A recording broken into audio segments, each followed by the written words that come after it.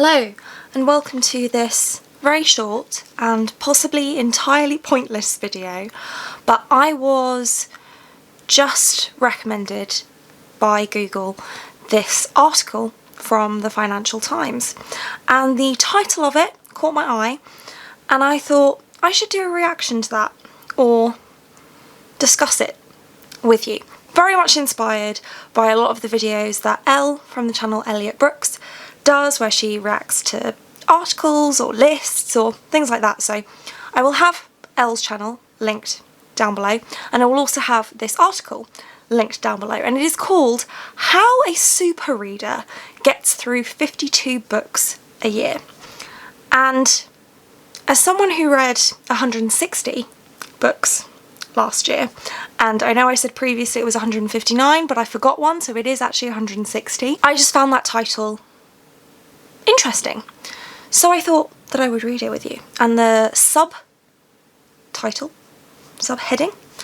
is: the expert advice is to get up early, treat bad literature ruthlessly, and skim, skim, skim. So let's just read this. As I said, I will have a copy of the article linked in the description if you want to go and read it. But for a certain subset of the population, there is nothing so relaxing as a New Year resolution. These are the non-resolvers, people who happily sit and watch as others grind their way through cakeless, wineless weeks of January self-abnegation.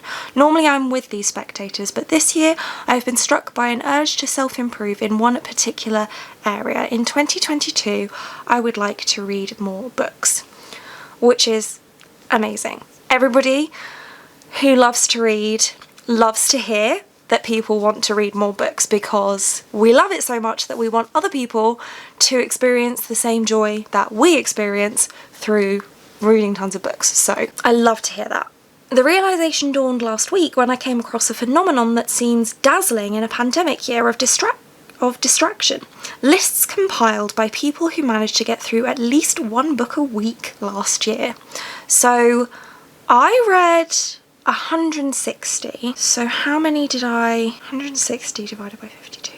So I read around 3 books a week, but 52 books in a year is amazing.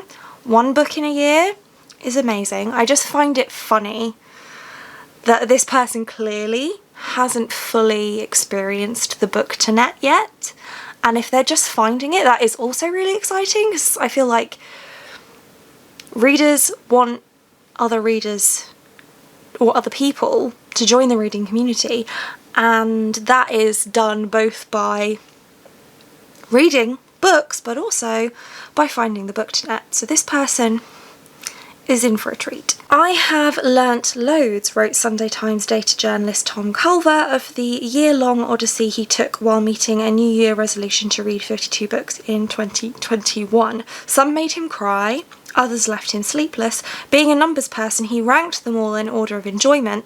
That is so hard. Starting with Tom Wolfe's Bonfire of the Vanities and ending with Our Rabor Against Nature, an 1884 novel he found utterly miserable and pointless. So tier ranking is definitely a thing, and it's a thing that I struggle with. I hate ranking anything. Culver's list appeared a day after a friend in Australia, Richard McGregor, went on Facebook to post 52 exacting mini reviews of books he read last year. Good for him, writing reviews for all of them. McGregor, an ex-FT journalist now at Sydney's Lowy Institute think tank, has been writing these lists for a while. As usual, the latest was full of anecdotes gleaned from his epic page-turning, like this one from the 1,000 plus pages in Stephen Kotkin's latest Stalin biography volume. Non-fiction is not my thing. What a guy. Well done. Yes, indeed, exclaimed Stalin when he told of Hitler's 1934 Night of the Long Lives. Knows how to act. Stories like this are just one reason I envy McGregor and Culver. They are a reminder of the delight, the knowledge and the sheer utility to be gained from reading books. Agree. As US author and bookstore owner Ryan Holiday puts it, reading is the shortest, most established path to total self-improvement. Holiday sends a monthly list of his recommended books to 250,000 newsletter subscribers and says he reads around 250 books a year, which puts him in a daunting league of super readers. That is very true. There are many people on the Bookternet and on BookTube who read in excess of 200 or even 300 books a year. Some people read like much more than that. It's incredible. Canadian scientist Vaclav Smil reads up to 90 novels, biographies, arts and history books a year on top of technical books for work. I definitely think I would find it more difficult to read as much as I do if I read mostly non-fiction. In fact, I know I would never read anywhere near as much as I do if I were reading a majority of non-fiction books. I might not even read any. I really don't like reading non-fiction, to be honest. All pale before Tyler Cowen, the US economist whose annual list of recommended books is one of the best read items on his popular economics blog. He has claimed that on a good night he can get through 5 whole books. How? How? Are they novellas? That I could believe. Manga? Maybe. But full-on novels? That's impressive, even if not each page is read. But the question is, how do they do it? Where do these voracious readers find the time? What do they give up? Which is such an interesting concept that people think, or this author thinks, that you would have to give up something to be able to read or to find time to read. And I mean, I suppose that's true, but I just don't feel that way. Like, I don't watch a lot of television or anything like that, but I don't feel like I'm missing out on something. I don't feel like I've given up something to be able to read. I feel like reading is the thing that I want to be doing. So it's interesting that this author feels like reading is a thing that you would give up stuff that you actually want to be doing to be able to do. I don't know, I find that interesting. Each doubtless has their own strategy, but here are some of the more common routes to prodigious readership. Rise early. Cowan gets up at about 6:30 a.m, by which time McGregor has already been up an hour. I can promise you that I have never, ever got up early to read. Stayed up late reading, yes. Tons of times throughout my life I've done that a lot, but got up early to read? Never. Not once. Have I been listening to audiobooks when I was up early anyway for other reasons? Sure. But never with the sole intention of reading. That is just not a thing I do. Be ruthless. If you strike a bad book, put it down. Don't even give it away, says Cowan. You could be doing harm to other people. Which is so funny. Basically on the Bookternet, this is known as DNFing, which is something that I want to improve at doing this year, but this is absolutely true. Why spend your time reading something that you're not enjoying? It's a thing that I am working on. I have actually already DNF'd a book this year, so I am practicing what I want to preach. Read anywhere.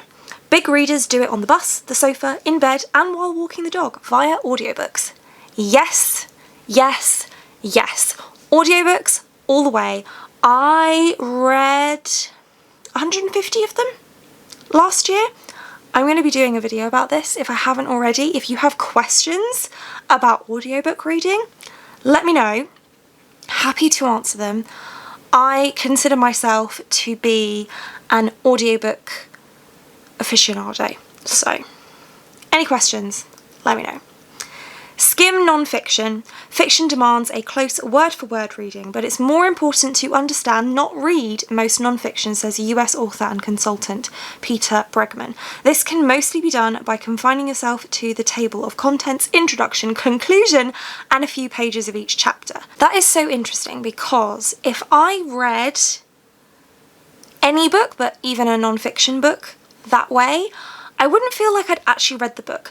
And I feel like the sentiment of this is a good one because I sub-vocalize. It's part of why I like audiobook reading so much, because it allows me to read the book without fixating on really vocalizing every single word, and I sub-vocalize it very, very slowly, much slower than I even talk. It doesn't make a whole lot of sense, but that is how I read physically, and it's not necessary. So the sentiment of this point is a good one, like especially with non-fiction, you just don't need to do that. But I don't think I'd feel like I read the book, or could claim having read the book, if I just read the index, the contents page, and a couple of pages from each chapter. I just don't think that I would feel like I had actually read that book. Read books simultaneously. It's fine to have several on the go at once. The trick is to vary them. Don't try two monumental histories at the same time. I agree with this. I used to do this a lot more. I used to have one physical book and one audiobook on the go at the same time, but since I basically do all of my reading via audio now, I don't do that as much anymore. Okay, I need to let the cat out of the room. I also, before the pandemic, used to have a book that I read while I was commuting and a book that I read while I was at home. And I kind of got out of the habit of that after working from home for so long. So really, I'm now more of a one book at a time kind of girl, but I definitely used to be a multiple books at a time kind of girl. And it does, for the people it works for, it works. It used to work for me. And agree, if you're going to read multiple books at the same time, don't necessarily have them be the same kind of book. Although I did used to read multiple epic fantasies at once, so I can't really, I can't really say anything on that. Read diversely. Don't just stick to fiction or non-fiction, switch authors, eras and topics. Of course, diverse reading, very important. Totally agree with that. Read about what you don't know, it's more fun. Hello fantasy. Read in clusters. Don't stick to one book on Marie Curie, read a few of them. That probably applies more so to non-fiction. I think that's kind of what this author is getting at. But, I mean, read a ton of epic fantasy back to back. I'm not going to complain. Disconnect. Culver had to put his mobile phone on airplane mode at times. Smill has gone without one for decades. That's definitely true. You can definitely be distracted by your phone, and I can't even like get rid of my phone or anything because I'm reading audiobooks, so I'm using my phone to do that. You don't have to. You can use like your PC or whatever, but I'd have just the same problem on my PC as with my phone. But actually I'm pretty good at putting my phone down and just reading. So, but this is true.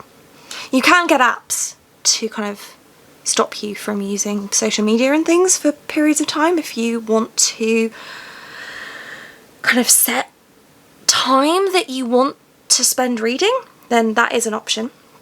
Stay committed. Netflix is possible, but not at the scale many of us are used to. I feel like I have no perspective on this one at all because I rarely watch anything. I mean, that's not true. I usually watch an episode of a cooking show every day. At the moment, I'm watching baking shows, so I usually, after dinner, will watch one episode of whatever cooking show I'm watching at any given moment. But I appreciate that for the vast majority of people, that is like no television. So if you are not as voracious a reader as me, I'd be interested to know what you consider a normal, everyday, average amount of television that you would watch, because I don't know. Finally, bear in mind, a lot of big readers tend to stick to books contained in a single volume. Stay away from Proust. That one, I have no idea what they mean, to be honest. No clue. But that's it. That's the article. It's only super short. But I just thought it was interesting that it's just such a different perspective, and I'm so kind of immersed in the bookish community and the bookternet in general that I just don't even think about these things anymore. So yeah, I found that entertaining. Maybe you did as well. Maybe I'm just weird. It's probably the latter. But anyway, that's it for this one. Thank you so much for watching. If you like this video and want to see more like this from me, then do think about hitting that subscribe button, and I hope to see you here again soon. Thanks!